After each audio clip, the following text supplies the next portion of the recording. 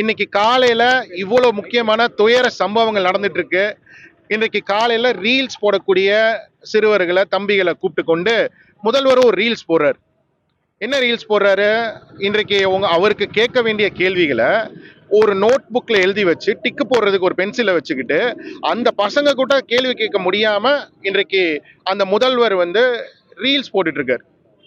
இப்படிப்பட்ட பொம்மை முதல்வரை, ஒரு ஷூட்டிங் முதல்வரை வச்சுட்டு எப்படி இந்த தமிழ்நாடு சமூக சீர்கேடு இல்லாம இருக்கும்னு எதிர்பார்க்குறீங்க? இன்றைக்கு காவல்துறை பின்தங்கி போய்விட்டது தான் சொல்லணும். 5 வருஷத்துல கிட்டத்தட்ட 50 ஆண்டு கால பின்னோக்கி சென்று விட்டோம். ஒரு நாகரீக கலாச்சார சீர்கேடு ஏற்பட்டு விட்டது தான் இன்னைக்கு இருக்கக்கூடியதை பார்க்குறோம். எத்தனையோ துயர சம்பவங்கள். 2 வயசு குழந்தைங்க, சிந்திச்சு பாருங்க. 7 வயசு குழந்தைங்க, இன்றைக்கு 17 வயசு சிறுமி தன் வீட்டுக்கு இயற்கை உபாதைக்காக வெளியில போன பொண்ணுங்க.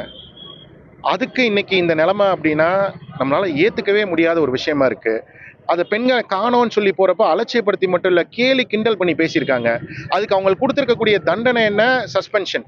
அது என்ன? ஒரு ரெகுலரா ஒரு சஸ்பென்ஷன் பண்ணிட்டோம் அப்படின்ற அந்த கண்துடைப்பு நாடகம்.